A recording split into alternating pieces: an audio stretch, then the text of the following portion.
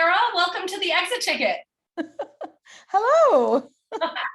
Oh, thank you so much for talking to me this morning. I wonder if you could start by sharing what you do as an educator, what sort of school environment you work at. So I am a speech pathologist. I work in the public schools in Connecticut. It is what I would consider, an affluent school district on the shoreline in Connecticut. I do work with preschool through 12th grade. Um, I My office is based in the high school, which was an interesting experience for COVID because, and I'm not sure, other people you have spoken to, a lot of times K-8 would run on one type of plan, and then the high school would run on a differing plan, just due sometimes to numbers in the high school, due to, age, vaccinations, masks, all of those different things. So a lot of times throughout this school year, although I was servicing, preschool students, and keeping my foot in that door, what was happening in our high school sometimes was following different plans. So that was definitely interesting as well.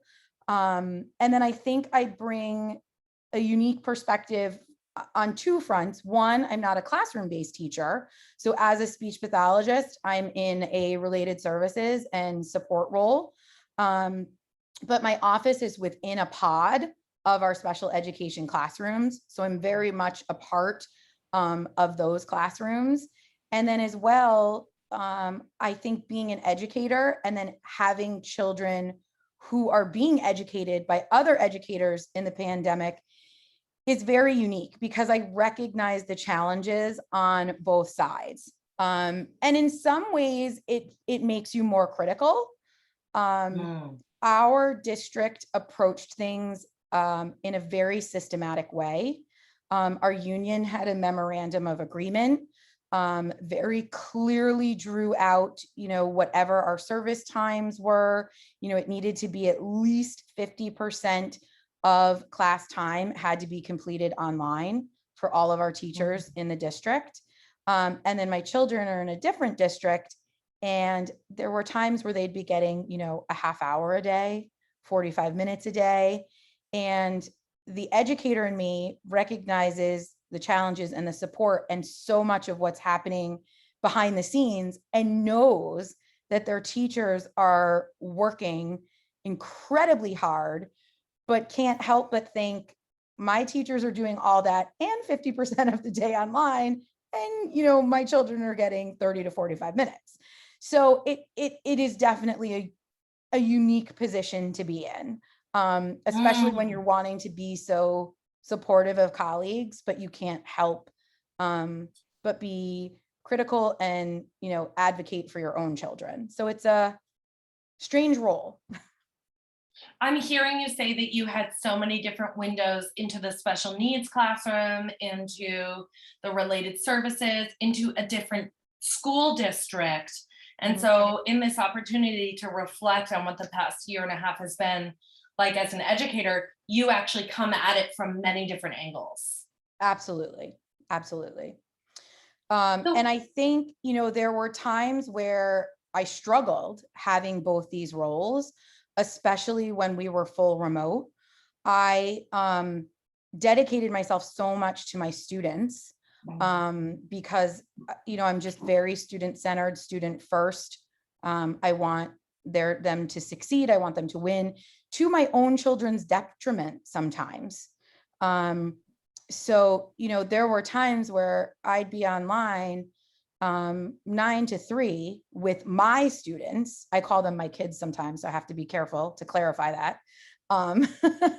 My kids, my students, and then my own children, would need support. They got very good at hand signals, writing things down, passing me notes, especially because of the special education, portion of it. I need to maintain confidentiality. So my kids, can't see or be on camera. So there were a lot of hand arm signals, a lot of, notes passed, a lot of, like, my son would pass the Chromebook. I'd log them in, I'd pass it back to him, all while conducting a session with my students. Yes. Yeah. So I love how you started to tell me that you are student centered, student first. This term, I want my kids to win. Tell me more about what guides you as an educator, your values, because I'm interested to hear how that blossomed or diminished during pandemic learning. So first, where are you anchored? What are your values as an educator? So I think part of this too, as a special educator, and I've worked in many different roles too, prior coming into the role that I was in during the pandemic. Just because of my husband's profession, our family situation, we have moved quite often. And as a speech pathologist, I've completed clinical work. I've worked in the hospital, I've worked in the schools, I've worked birth to three. So, I've been on so many sides of this. And I think that has certainly impacted me as a professional. I've been with people in birth to three and in my clinical work with young children as they're receiving, I'm doing my thumbs up right now. Yes. Um, as we're, as parents are working through and accepting a diagnosis, on those very first ground steps. And I once had a parent say to me, "You were our ray of light in that moment. It was a very dark time for us, and you were our ray of light." And I've carried that with me. That was very early on in my career. I've carried that with me forever. Like, I want to champion the student and the family and let whatever need they have not at all be a barrier, but I want to spend time finding a different way to open the door. This key may not work, this key may not work, this key may not work, but we're going to find the key that works. And that's very much how I practice pandemic, non-pandemic is, I want to find strategies and provide them both to my students and the teachers that are going to kind of level the playing field, make their access. We do modify assignments. We do, give alternate assignments, assessments, sometimes as we need, but oftentimes it's really just finding a way. Right now, an example would be papers, this at the, high school level. It's pretty competitive. It's pretty, there's a lot of expectations. And my students oftentimes have great things to say, but need scaffolding to truly get it out. And I've started something with them like where we'll call it a brain dump. And then we'll take all their bullets and I'll be like, okay, now where are we putting this? Is this in your opening? Is this in your conclusion? Is this one of your main points? And so we'll go through the process much differently than maybe a peer who's not receiving services or identified, with learning needs. And we'll do the brain dump. Then we'll have an outline. We'll put it all in. But ultimately, they're completing the same work and being graded on the same expectations. We're just using a different pathway to get there. And then that led into the pandemic. I will say a lot of times my work outside of the pandemic is working on strategies and teaching, especially at the higher education level, teaching the students, right? Like, these are your strategies. This is how you apply them. So now here's your toolbox, right? Let's practice applying them. Now let me give you a scenario. What's your application? And really giving them that explicit individualized instruction that you provide, in special education, and teaching them, how to apply it. So they're learning, specific skills. It's very systematic. Where within the pandemic, because there's no touch points, a lot of my work became supporting curriculum and supporting their completion, their even just getting through assignments. And so many things are digital, which has a wonderful place. But, I have a student with auditory processing disorder watching a TED Talk. The presenter has a bit of a British accent.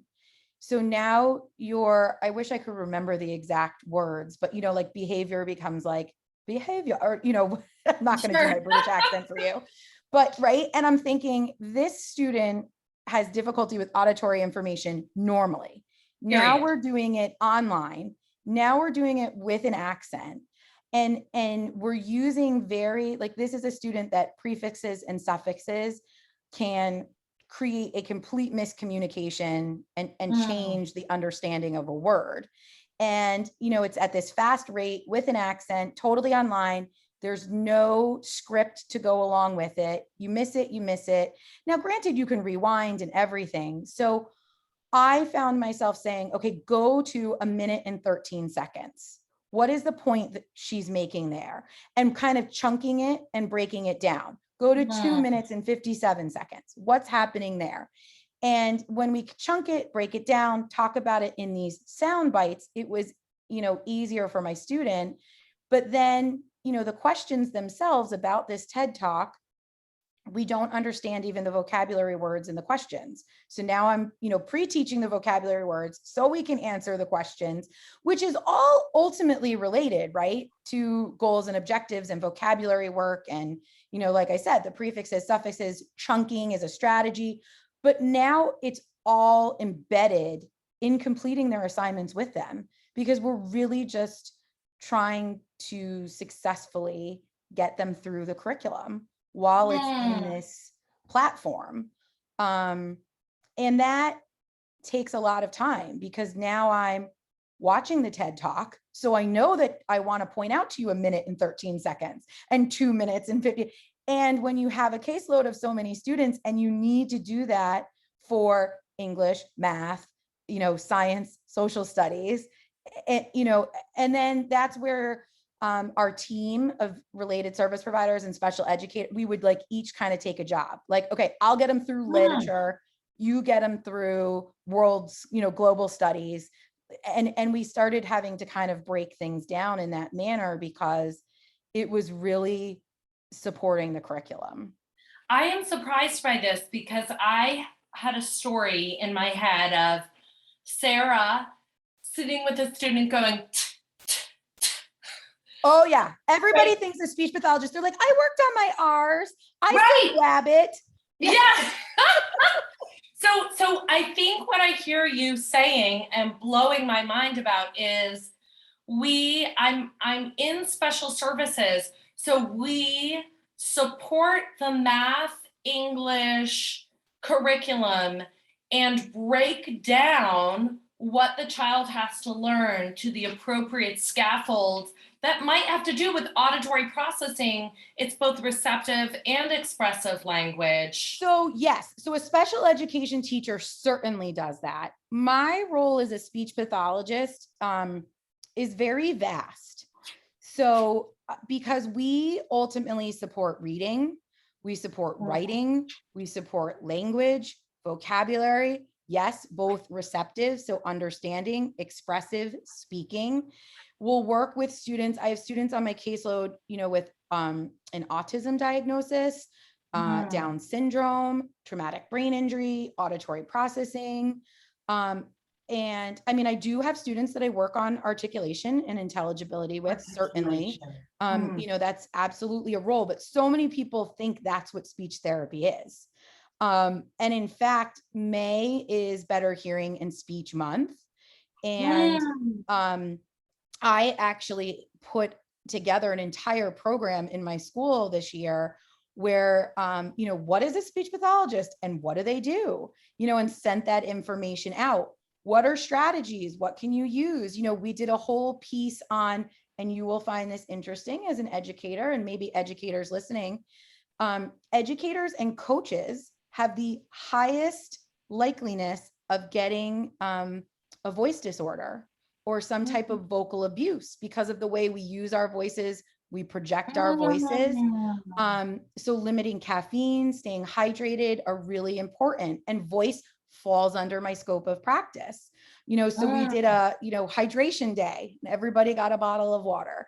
But it's things like that, that even sometimes my colleagues, are like, wow, is there anything you don't touch? And I'm like, I know.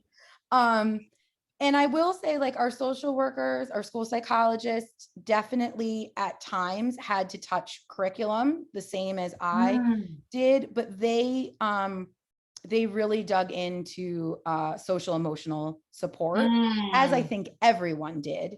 But yes. that's really where their role was. And then additionally, because students were learning in a new way, in a new platform at a distance, and especially at the high school level, right, where things are becoming more synthesis and Mm, less memorization, regurgitation. We saw a lot of parents come forward with concerns and want to make referrals to special education. And so that tasked our team also, because we were having a lot of meet initial referral meetings to determine if it rised to the level to require an evaluation, if it was something that could be met through SRBI, and at times we were completing, more evaluations than we mm, have in years past, because people were presenting higher needs. Now, I have personally wondered, is that because we were learning in a different way and it was completely unprecedented times? Or is it because parents were more involved in their children's education than they've ever been, and they've had a window into their work habits? And it could be a combination of the two, right? You never realized that your kid studies completely with ear pods in, listening to like Green Day, and now you're like, wait a minute. So it's definitely, but there are certainly more factors at play in the pandemic world than there ever right. were before. And one of these factors is sort of parent intrusion with new cases. You have your caseload, and then you have folks reaching out to you saying, I now have this window. Is this normal? Right. Absolutely. Right. Mm, And not to be critical, like you're using the word intrusion. I don't even know that I would use it that way. Like, I think it's okay. advocacy. I think it's an increased awareness, involvement. Um, and I do think it's interesting. I just went to a meeting. It's a special education PTO meeting where they asked for feedback for special education parents about their experiences with their students. Um, and one of the first things they said is, you always as a parent want to be a fly on the wall. And I was finally able to be a fly on the wall. Right. So very much speaking to our, parents are seeing a whole new world. Both the education, like they're seeing teaching that they've never seen before. They're seeing their child as a learner like they've never seen before. Children are very different in the home setting and the school setting, and those two merged. The safe home setting in most cases, and again, I said I'm in an affluent district. In some places, the school setting's the safe setting and home, right? So these settings merged, and that's really different. As a speech pathologist, I know we have code switching. I'm speaking to you in a conversational manner right now, but still fairly formal because of the nature of what we're doing. But if I was to be out in a restaurant with you, we might be having a different conversation with different vocabulary, different Yes. whatever. And so when you merge those environments, that has an impact on that. In terms of just Mm, social skills. So it's very, and we're having like windows into each other's home. Like now you're kind of attending to like, oh, I like that wall color. Ooh, like I've had students, because mine are of the age that can do that. You have a really nice house. I was like, thanks. There's times like the dog would start barking because the mailman would drive by, and then my two students' dogs would start barking, and then somebody, and like it's just utter chaos. But what are you going to do? yes. Yes. Um, there was a day I was working on categories with a student, Mm, and I had all my Google slides, and he just wasn't getting it. And then I finally start walking around my house with my laptop, and I'm pulling a mug, a cup, like out of my thing. And I'm like, okay, what do I do with this? Right? Okay, what do I do with this? What do I do with the water bottle? Okay, so these are all things I do what with, and now I'm like in my house, just like a crazy person, reaching things. Holding your Mac. Yeah. And we, my occupational therapist and I would often co-treat like in a group Zoom, and we were still cooking with students via Zoom. And it's, that's a whole new world, to cook on Zoom, because you can't do things hand over hand. You can't, but so, and in those instances, sometimes we felt less effective, because there's only so many touch points you can have, through a computer. There's only so much you can mirror depending upon a student's need. My knife doesn't look like your knife. My measuring cup doesn't look like your measuring cup, and those are just unavoidable, things in this, style of education. But yeah, it certainly it gets interesting for sure. I'm really curious about your framing as we felt less effective. Like, I'd love to know more about the feeling that Sarah experienced in this whirlwind of new teaching. What were Right. the feelings that were arising daily for you? I mean, that's not to say there weren't successes sometimes, because there were. I had a student, this is really weird, biology, they were doing like recessive and dominant genes, and he just could not get through it. And again, this is a student who needs visual information paired with auditory information, who needs things to be scaffolded. And finally, I'm like, come into this Google Doc with me. And I'm drawing out basically like a tic-tac-toe board, so we can like put everything in. And I'm like, okay, does this make sense? Does this? And at the end of it, an hour later, I'm like, yes, and I would walk away on those days being like, I did something, I mean, and it's one small minuscule thing, but, I'd walk away. I had students that, because, towards the end of the year and the initial shutdown, now they're having to compare and contrast, two books they've read. And I had one student who was really struggling. And so again, we did a brain dump, and this is very interesting, because anybody who's familiar with these two works of literature would admit that this is a challenge. She chose to compare and contrast The Great Gatsby and The Absolutely True Diary of an American Indian. And so I finally took characters and we made webs, we had graphic organizers, and she completed the assignment. That was a win. Ineffective was, there's so many times when we do need to do things hand over hand, with some of our special education students that have more specific needs. We do need to provide manipulatives. Some students, again, I talked about the difference between the environments. Like one of my students with autism, home is not where we do work.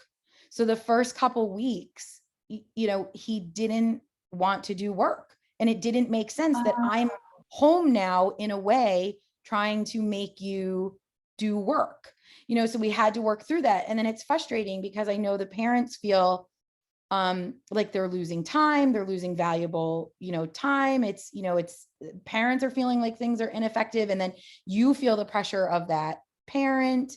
My preschool students, I had, so an itinerant student in preschool for speech is a student that does not require specialized instruction other than just for like articulation intelligibility.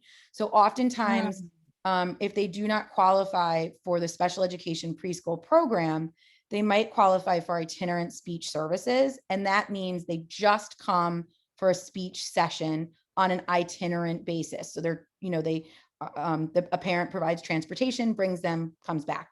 Because of our cohorting, our itinerant students could not be seen in the building.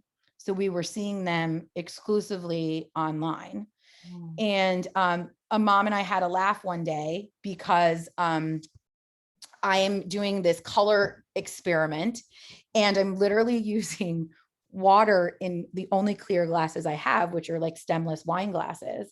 And I apologized to her afterwards and I'm like, I'm sorry that these are the glasses I was using. She was like, that's okay. I was ready for him to be like, that's mommy's wine glass, and so we had a laugh about it, but it feels a little, but my preschool students, again, they would laugh at me in eventually when I was back in school. And now, I'm in a high school, so it's not little kid-esque. And they'd be like, what time is showtime today, Sarah? Because I'm on with my itinerant student. And I'm like, oh, putting on my hat. We're doing I had a popcorn bucket. We're filling it with popcorn words. We're saying things. And it's exhausting. Like you literally are putting on a show. Or I have one student I was working on the stuck in the throat sound. K. I'm doing everything I can. Open your mouth, tongue. And I'm thinking if I could just get a tongue depressor in this kid's mouth, right? And so after so in it, right, there's that feeling ineffective session after session. And it was great because receptively, I'm like, book, does that have your sound? Yes. Okay. Lamp, does that have your sound? No. Or then I'd say, oh, car. Or I would say, tar, I drive the tar. And the student got to the point where, no, you're saying that wrong. They could recognize it. I said, oh, can you fix it for me? Yeah, it's tar, right? And I'm like, okay, because you now think you're saying, but we can't get your tongue uninvolved. And so the mom, we came to a point where I could meet with this student outside, masked, everything. And again, something I never thought I would do in my career.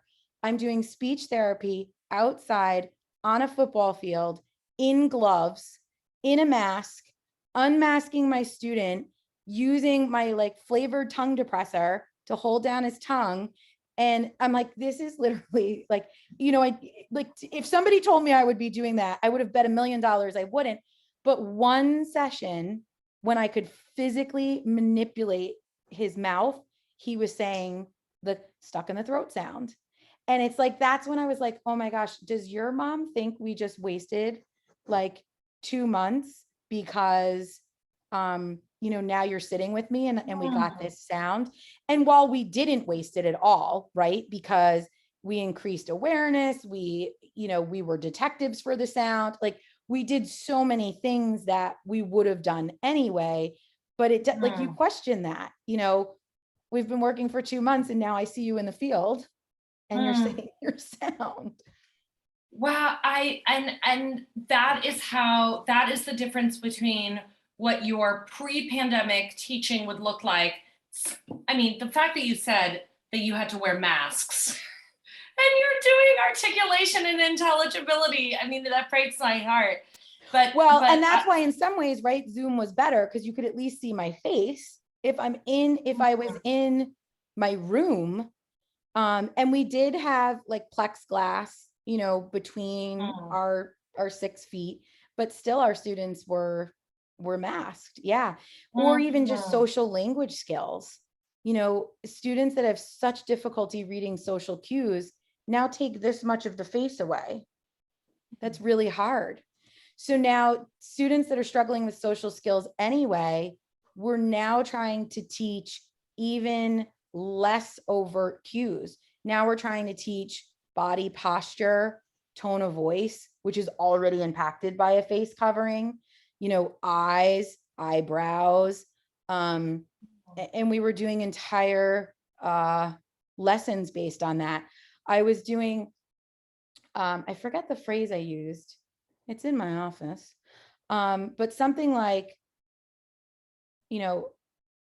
why did you do that? Right? So you can go, why did you do that? Why did you do that? Why did you do that? Right? The same exact words mean something so different. And then that's how I had to start teaching some of that, was based on, so, if you can't see my face, to know if I'm asking a question or angry, now listen for the cues. So yeah, yes, certainly taking pre-pandemic, post-pandemic, taking, we're still teaching the same skills, but a lot of times it had to be taught in a different way Mm. because we were So, limited by, masks, computers. Yeah, yes. 6 feet. So when you, some of the same skills taught in a different way, some brand new skills, Mhm. and you're integrating new curriculum. As you said, you're doing the bio and the English. And so you have a profile of how, of what a child, where you'd like the child to go in their journey with you. And you do that through their traditional curriculum, through their classroom work. Is that right? Um, yes and no. So a special education student that I work with as a service provider has an IEP, which is an individualized education plan. So they are still enrolled in second grade, third grade, ninth grade, 10th grade, and still need to meet, right, the curriculum standards, the class standards, but your individualized education plan does a couple things. It writes individualized goals, which are goals and objectives specific to that student's needs. So while the class may be reading X, Y, and Z, if Mm. you still need work on prefixes and suffixes or vocabulary or answering WH questions, your goals and objectives, might reflect that because it's individualized to your needs. So my first priority is always to plan and execute goals and objectives that are working on that student's individualized areas of need, which we assess through, curriculum assessments, Mm. formal assessments, standardized assessments, criteria reference, all different things. So one, I'm working towards meeting those goals and objectives. That's kind of the overall goal. And then I'm doing that through, like, I'm oftentimes applying that with Mm. the curriculum work. So if we're working on, vocabulary, I might be taking vocabulary from what you're reading. So like an example of that is I do have a student working on vocabulary, her expressive language goals. And, she was, they read so much this year, but like even Romeo and Juliet. So Mm. we started keeping a Google Doc of your, words you want to know. So what we would do is when she got to a word she was unsure of, she had to put it in this doc. And then what I did was have a graphic organizer for her of, this is the word, this is what I think it means, this is now the definition. But then, just writing down the definition, she's not necessarily learning it. So then this is my sentence with the Mm. word that's now proving, that I understand it. And then we would do like vocab checks. Now from your running vocab list from your literature, I'm going to give you these words and ask you to, make sentences, do whatever, blah, blah, blah. Mm. And then, so I'm still meeting the goal and objective for a special Mm. education student, but I'm now applying that like through their curriculum. Yes.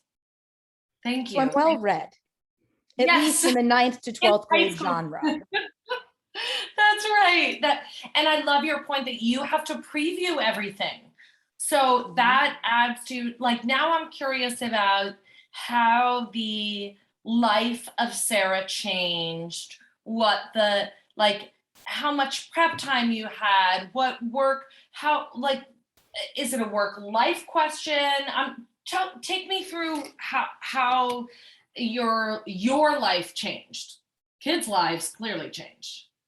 Yeah. So I think, again, it comes to that piece where I was balancing that unique perspective of, and really anyone who is a parent was, right? And I don't want to take away from that. Even if you are a physician and you're in telepractice and your child needs to log on, you're with a patient, your kid needs to log on.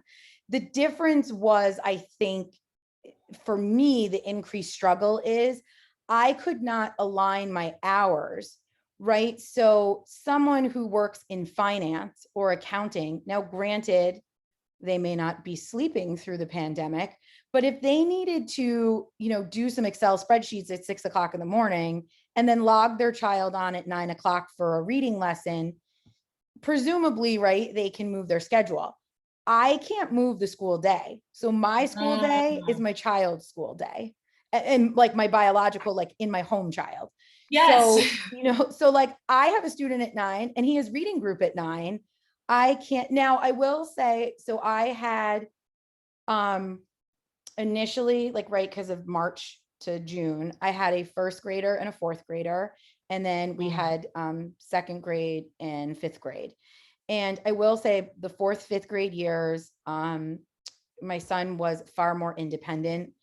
Like I would Mm. have to remind sometimes, like for logons, but really navigate it. And some of that is just unique to, my child and who he is and diligence. Yes, Um, I'm thinking about that too. yeah, but but a lot of my friends, right, because we have same age children with the same gap, we would say like, oh, the older one, like they can log on, they have independence. They've had like the Chromebooks in our district are introduced at Mm. second grade. So by fourth grade, they've been typing on the Chromebook. They've been doing writing responses on the Mm. Chromebook. They've been in Google Docs. But our first graders that had only ever been on iPads in the classroom are now all of a sudden sitting in front of a Chromebook. And where they've been writing with lined paper, with the little, that paper has a name that is escaping me right now, but that's how they do their, Monday morning news. Now they're typing it in a Google Doc. And it adds an entire another level, but now it's 9 o'clock and you're supposed to be doing your Monday morning news and it's 9 o'clock and I'm supposed to be doing X. And there's no escaping that. I can't do Mhm. that. So that I think made it difficult to be an educator and with children being educated because the time was the same. Mm. And then what often ended up happening is I would, in some ways, it helped that my kids had less lives because, like, I'd get them through their lives. They would be on Epic or they would read independently, like my younger child. But like for his math work, for his, writing, I would finish my day and then do his work with Ah, him yes. because he needed someone, to sit with him. So that's just, or I would get up early a lot of days. We reached a point where this was helpful. I would look at his whole schedule and the things I knew he could do, I would write out with like little check boxes. Mm. And then, so he could check like as he went. Wow. But then I'm getting up now, right? And I'm prepping for my day and I'm prepping his day. Um, their prep work required a lot of like printing off this worksheet, printing off that. So, Mm. and yes, I was doing more research because, right, so many materials are at school inaccessible. We've always taught with manipulatives. We've always taught with this. Now I'm trying to like upload graphic organizers to Google. If it doesn't upload, if it's no longer becoming, now you can't modify it. The PDF's not right. Like it was learning all new technology, Yes. finding more and more technology. Sometimes having kids helped with that though, right? So my kids started using Flipgrid and we do a question of the day, problem of the day with our life skills class. And I called my life skills teacher. I'm like, we need to use Flipgrid, Yes. and like, so now she and I are doing it on Flipgrid. Like, so that was kind of nice. But yeah, I mean, it's all new technology. And then our like for us as special educators, can our students access that technology on their own? So not only Mm. are we, working with this technology, but we're still having to make sure it's accessible. And for me, Mm. 90% of my kids have these accommodations that are visuals, graphic organizers. So we're having to create that through this digital platform to, push it to them. And that, is a challenge. And so it was constantly creating, uploading, making. A lot of teachers pay teachers because sometimes I just didn't have time to do Yes, it. Um, yes. so a lot of And downloads. there's great content out there, so Yeah, oh, fine. for sure there is. I will say my district was great. We were able to look into a couple resources like specific to speech. One, we actually told the district we didn't want to work with. Mm, And one we found that had a very significant social pragmatic curriculum. And in fact, some of our school psychologists had subscriptions as well, some of our social workers, and our district, and that was great because then we could push content. mm, And we had content readily mm, available, which was pretty amazing. mm. But things, internet is a big, um, who's who's down, who's not. I mean, there were days, even when we were back in school, to be paperless, everything's still happening through Google. We're pushing Right. assignments. And like Google went down one morning and the Oh, whole school was like, and now what? Like what? Like, which was kind of interesting. We did give our kids, my district, to their credit, gave all of our kids a mini eraser, a mini whiteboard, and like a whiteboard marker in hopes that they could like hold up quite, I don't know what we were doing, but but that was you know, the idea when we thought we're teaching via Zoom, we actually thought whiteboards. yeah, Whereas now, a year and a half later, we understand Zoom has a whiteboard right. and all of these other. So I love the phrase that you used. You said we were constantly creating. Mhm. That constancy, that innovation makes me think like, okay, of course you feel pressured, sometimes ineffective. You've used the word exhausted. Who was taking care of you and how did you take care of yourself? So it's interesting because we would talk about this like as a staff. I'm very close with my special ed team, and which I'm lucky. Not everybody, has that. And we'd be like, are you exhausted? I'm exhausted. And I know I mentioned exhausted before, but like almost checking in with each other. See, here's the dog. Now your dog will bark. Welcome to Zoom. Yes. Um, buckle up.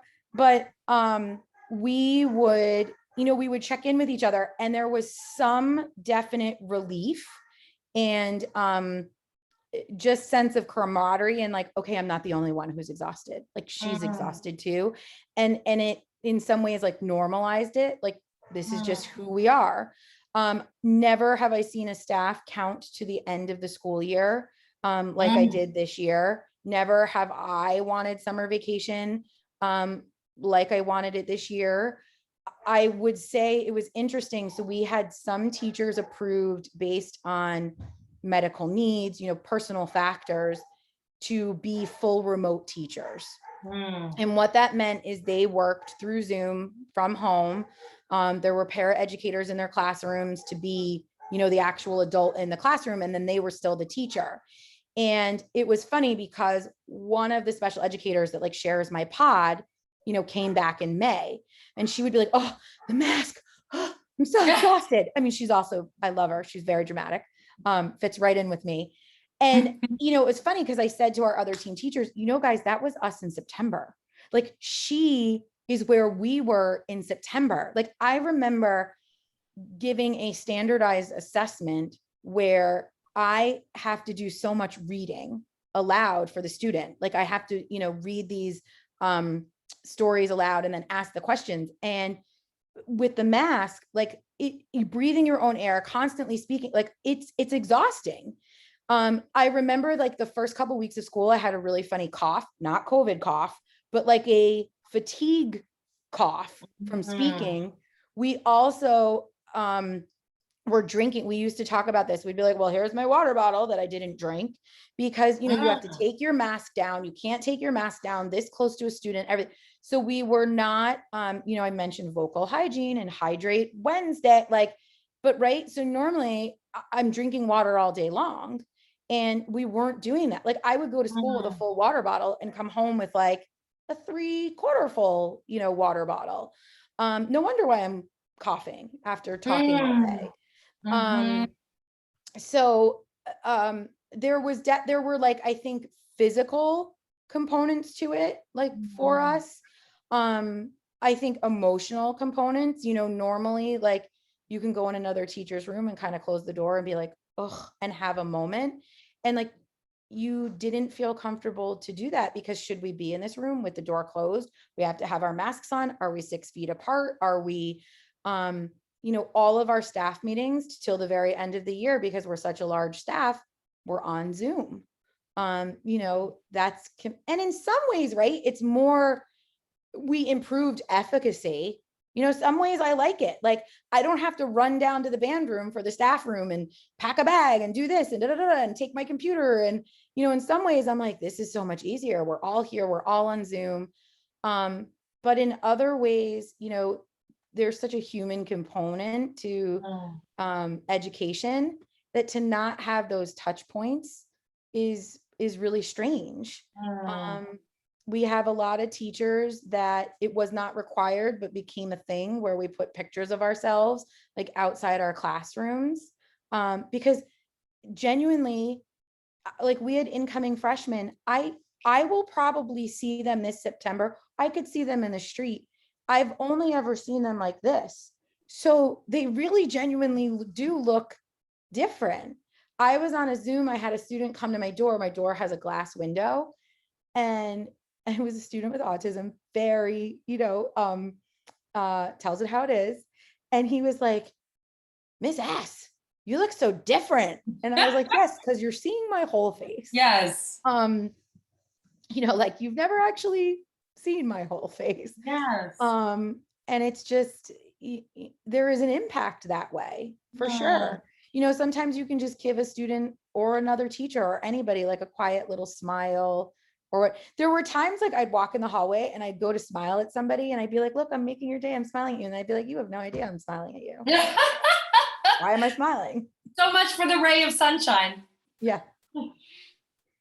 So what, that I'm interested in talking to you and other educators because I'd like to know more about compassion for educators. What to you would be a compassionate response? How can folks enhance compassion? So I think we need compassion all around, right? I think we need to be gentle with ourselves and others. So, you've asked me about feeling like ineffective, about feeling exhausted. I told you sometimes it was normalized just by having that camaraderie. And I think that's what it is, regardless, everybody's in the same trench right now. Oh. Or I actually heard it said during the pandemic, and I really liked it. Like we're all in different boats, but we're in the same storm. Like you may be in a Mm, sailboat, I may be in a powerboat. This guy might be on a yacht. So obviously, mm, like our level of hardship is different, like the guy rowing versus the guy in the speedboat, but like we're all in mm, the same storm. And I mm, think that's the piece of compassion, right? Is being gentle with ourselves and others, to be able to say they're trying their best, I'm trying my best, and as long as we're putting like our best foot forward, that's the expectation right now. mm. um I think I'm a firstborn. My husband is a firstborn. Like I'm a speech pathologist, so inherently I'm type A. um my office is very organized. Right. But so to say I am a perfectionist is not a stretch. And but like Mm, there comes a point where I think compassion is, right, recognizing that if you're putting your best foot forward, and on behalf of our students too, right? Like just that's why I'm saying, like, if everyone is doing their best, be mm, accepting of that, and be accepting that mm, the best from the guy in a life raft that's really exhausting because he's been paddling might be different than the best of the guy in the powerboat who's been cruising along. But accept that if we're doing our best, and the best may look different in everybody, we've given everything we can give. And that's the compassion, and from yourself, right? I can only create and Google and read Romeo and Juliet and about mitosis and migration and Buddhism. I can only do so much of that. Mitosis and migration. Like, Right. I mean, like, right? I was like, gosh, I haven't done this since I was in high school. Right. But you can only do, you can only do so much. There's only 24 hours in the day. So I think, that compassion comes from, recognizing that if someone's giving their best, we should recognize it and appreciate it. So some compassion, it has appreciation put into it as well. I think compassion requires a bit of empathy. Where I said I could, was sometimes like feeling critical of my kids, like, why are they only doing like, but empathize, they have their own families, they have their own, like, they're putting stuff on, like, and you're able to be a little more compassionate when you're a little more empathetic. I love that. I heard you say that compassion is about recognizing that folks are doing their best, accepting people where they're at, appreciating, and a lot of importance around being gentle to yourself and others. Mm-hmm. So, how it has been about 50 minutes of you processing this past year. Take a moment and tell me how it feels to have processed, to hit pause and record on this experience. How are you feeling? I think, prior, everything was a sound bite, and it was very much kind of how we were through it, right? Like, here's today's problem, deal with it. Here's today's problem, deal with it. We had a moment where my director was like, we have a crisis today. And it was genuine, it was a crisis. And then the next day she's like, we have a crisis today. And it was genuine, it was a crisis. And then on the third day, she's like, we have a crisis today. And somebody was like, we're in crisis every day. What's new? And I think this has allowed me to look at it more fluid, instead of just that, like, crisis moment, crisis moment, crisis moment. Like, how are you getting through this assignment? How are you, like, everything I think had been sound bites. It was the exhaustion, it was like, and it was all kind of in its isolated little box. And now I think looking back has allowed me to see it more fluidly, and how, the impact of one really did impact the other. I feel that I hope I was compassionate with myself and with others.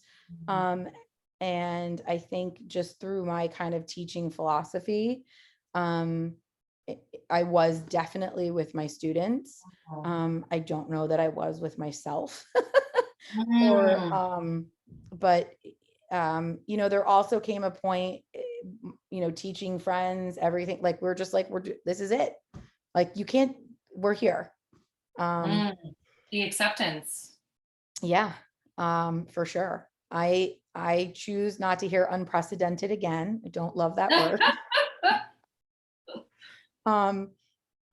I think cohort is here to stay for a while, sadly. And it's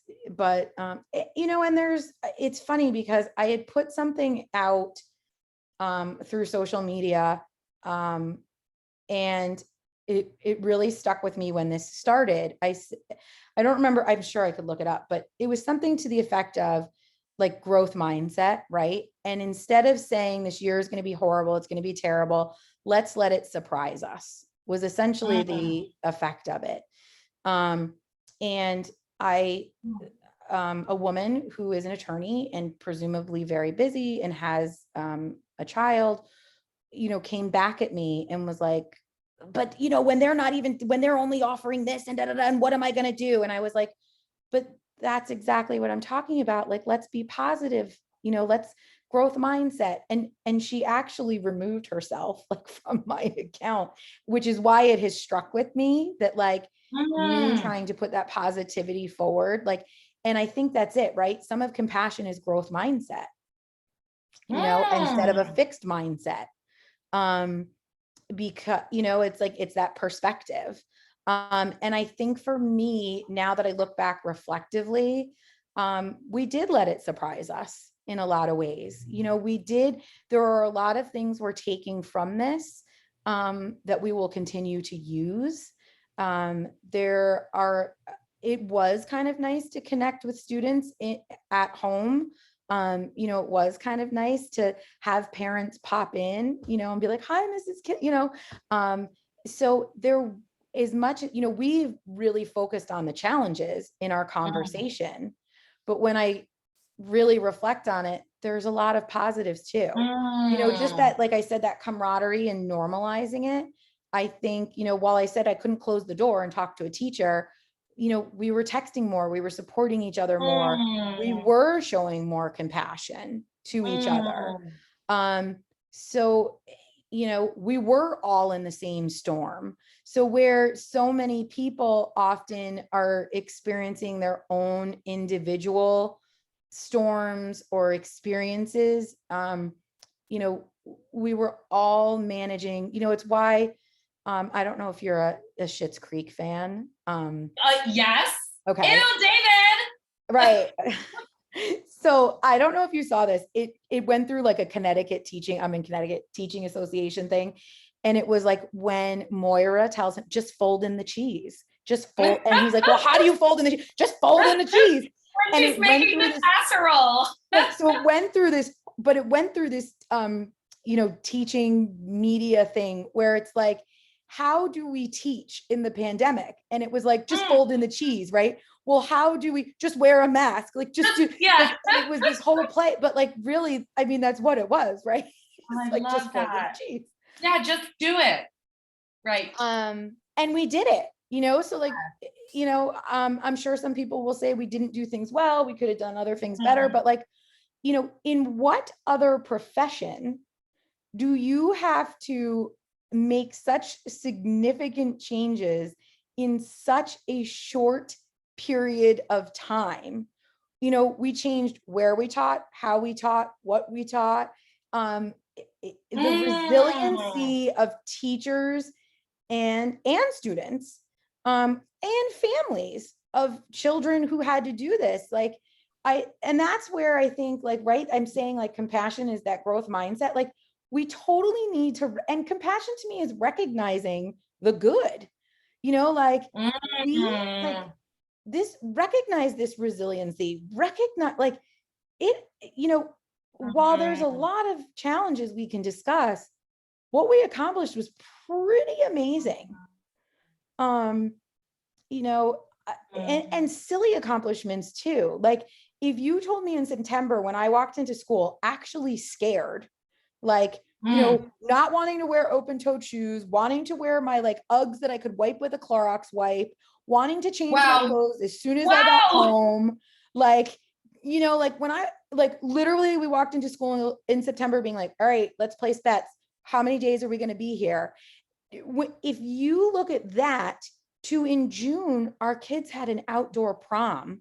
Now, they were COVID tested before, they were blah, blah, blah, blah, blah, and it was outdoor and yada, yada. Like, there were, but if you told me in September we would pull off a prom, when we shut down, if you told me we'd have car parades for graduates, car parades for birthdays, like, that's the resiliency, that's the like growth mindset, that's the like, wow, we're creative, this is cool. So, and that's why I said compassion is kind of that growth mindset, because we can look at the challenges so much. And I said it was empathy, like we can empathize with the challenges, but it's really recognizing like the greater good. And there is a lot of greater good that came out of this. I'm still trying to figure out how to fold in the cheese.